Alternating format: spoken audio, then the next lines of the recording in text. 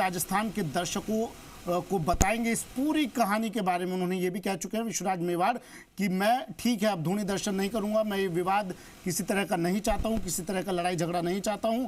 और अब एक्सक्लूसिव विश्वराज मेवाड़ जी राजस्थान के साथ जुड़ गए हैं। कुछ ही देर में, चंद सेकंडों का और इंतजार, विश्वराज मेवाड़ हमारे साथ जुड़ेंगे। जी विष्णु। बिल्कुल सुमित, लगातार विवाद चल रहा था और विवाद को देखते हुए अब ये भले ही विश्वराज मेवाड़ नहीं चाहते कि यहाँ विवाद, लेकिन देख सकते हैं कॉल आ गई, उसमें बिजी बातचीत करेंगे अपने से। कल एकलिंग जी दर्शन करने का इनका कार्यक्रम है, उसके बारे में बात करते हैं कि क्या कल रात को विवाद हुआ। प्रोग्राम तो यही था कि मैं उदयपुर पैलेस में जाके वहाँ जहाँ धोनी है वहाँ पे धूप लगा के मैं वापस बाहर आ जाऊँगा। तो बात तो इतनी थी और इतनी सी बात पे ऑब्जेक्शन था कि आप अंदर नहीं जा सकते हो। तो आप इस बात को भले कानूनी नज़रिए से देखें, भले सामाजिक नज़रिए से देखें, भले आप अपने ट्रेडिशन के हिसाब से देखें, सब नज़रिए से ये होना गलत था और लोगों को ये महसूस हो गया था कि ये गलत है।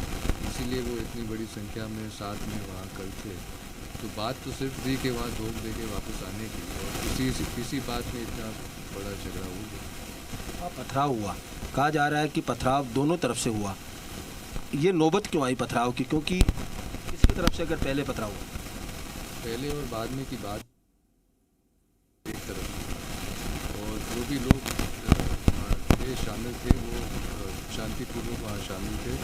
और पथराव जो हुआ था पैलेस के अंदर से पथराव हुआ, और ये तरह की बात जब पथराव हुआ था तो शायद कुछ पुलिस वाले भी इंजर्ड हैं, और हमने पुलिस से कहा था आप इनके खिलाफ कुछ कार्रवाई करें, तो उन्होंने जवाब आया था आप FIR फाइल करो तभी। रिसीवर नियुक्त होने के बाद वो जो संपत्ति है उनके कब्जे में मानी जाती है, अब दर्शन कराए जा सकते हैं, तो फिर भी दर्शन क्यों नहीं हो पा रहे? मानी जाती है और है में फ़र्क है। तो उन्होंने कागज़ तो लगा दिया गेट के ऊपर, लेकिन उन्होंने जो प्रैक्टिकल स्टेप्स है पोजेशन लेने के लिए, जहाँ तक मेरी जानकारी है, अभी तक नहीं लिए है। और ये इतना ढील क्यों कर रहे हैं, इतना समय क्यों गंवा रहे हैं, वो आप अंदाज़ा लगा दें। अब आगे क्या रहेगा? क्योंकि दर्शन करना या एक परंपरा है, तो उसके बिना किस तरह की परंपरा? ये धूनी जो है, जब उदयपुर शहर बसा था तब से धूनी यहाँ पे है, और धूनी पे ये एक स्थान है जहाँ हमें पूर्वजों को आशीर्वाद मिला था कि आप उदयपुर यहीं बसाए, तो इसलिए इस स्थान का महत्व है। और ये उदयपुर पैलेस के अंदर है, तो ऐसे आपके घर के अंदर है, तो आपको जब मन चाहे, जब दिन चाहे आप जाके धोख, 5 दिन में आप जाके धोख तो अवश्य देंगे। तो कोशिश तो यही है कि जितनी जल्दी धोख जाके धोख दे सकें वो दें। जनता वो तय करती वो महाराजा, अब आपके साथ जनता है, फिर भी क्यों नहीं ये विवाद क्यों चल रहा है? बात यह है कि जैसे हिंदू लॉ है कि जो घर का बड़ा कौन होता है और एक पीढ़ी नहीं रहे तो अगले पीढ़ी में बड़ा कौन माना जाता है, वो तो हमारे ट्रेडिशन में भी है और आज के दिन हिंदू लॉ में भी है। और आप कह रहे हैं जनता मेरे साथ में है, तो उसके लिए मैं सबको धन्यवाद देता हूँ। और जो सही के साइड में है, हम सही काम, मेरे जो राइट्स हैं, जो लॉफुल राइट्स है, ट्रेडिशनल राइट्स है, उसी की मांग है। अब वही नहीं मिल रहा है तो ये तो सरासर गलत है। सरकार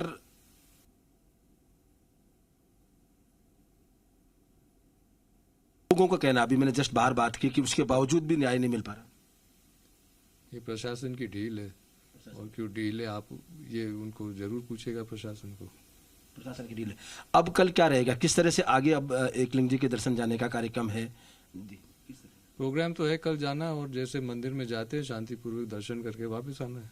इस विवाद का पटाक्षेप क्या हो? क्योंकि लगातार इस विवाद का ये दर्शन करने के और ये बंद चस्पा कर रखा है और ये सारा सब, इसके बारे में क्या, किस तरह से पटाक्षेप हो? आप क्या चाहते हैं कि किस तरह से हो? तारा तो पहले तो था ही, दर्शन जा करके आना है।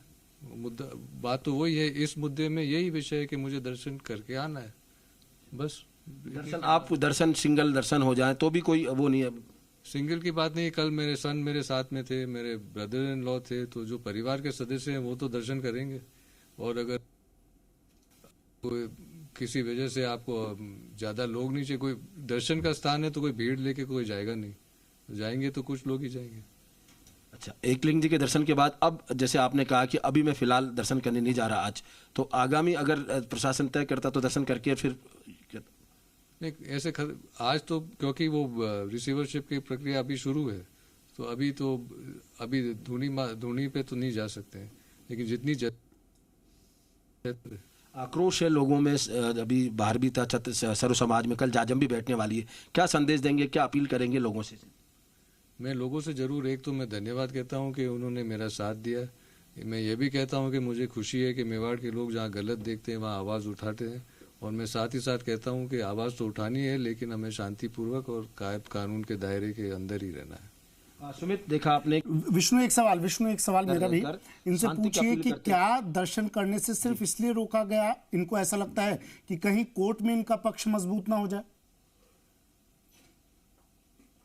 हाँ बिल्कुल सुमित, मैं बात करता हूँ, क्या दर्शन करने से इसलिए रोका गया कि कोर्ट में आपका पक्ष मजबूत हो जाए, क्या ये कारण है?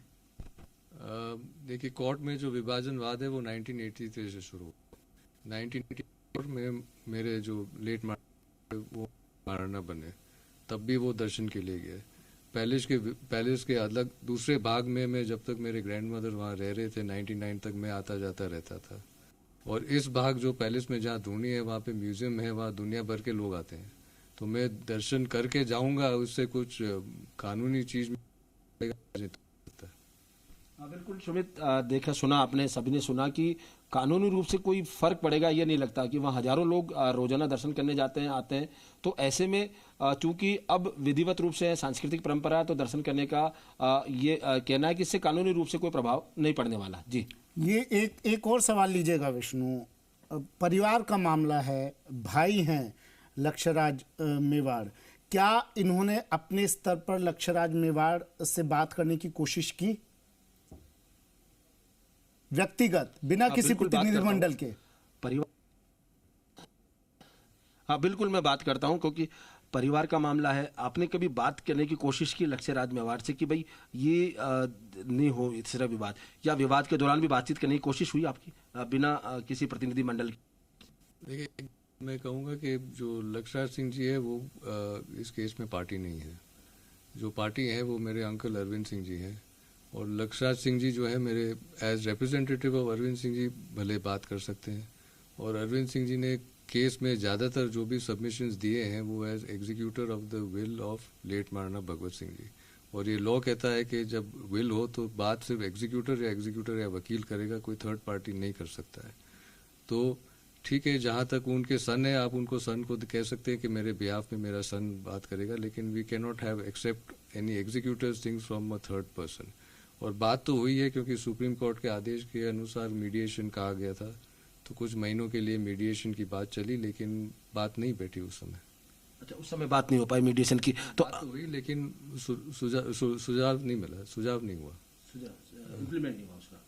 नहीं, we couldn't come to amicable solution, solution नहीं मिल पाया, और यही कारण है कि अभी तक जो इस विवाद को लेकर अब आगे कोई बात नहीं। आखिरी सवाल इनसे ये और जानिए, कल जो पत्थरबाजी हुई, सिटी पैलेस के अंदर से पत्थरबाजी की गई, विश्वराज सिंह जी को क्या लगता है, क्या वो किसी के इशारे पर की गई पत्थरबाजी, या फिर लक्ष्यराज सिंह के समर्थकों ने उग्र होकर आवेश में आकर वो पत्थरबाजी शुरू कर दी, क्या लगता है? सुमित, आखिरी सवाल है, कल जो पत्थरबाजी हुई, क्या आपको लगता है कि किसी षड्यंत्र के तहत की गई, या जो लक्ष्यराज के जो समर्थक है उन्होंने आक्रोशित होकर किया, या किसी के इशारे पर की गई, क्या मानते हैं आप? ये पथराव हुआ प्रेमाइसिस के अंदर से, तो जो प्रेमाइसिस के अंदर होता है, तो जो प्रेमाइसिस के कंट्रोल है उन्हीं से पूछना पड़ेगा कि किसने किया है।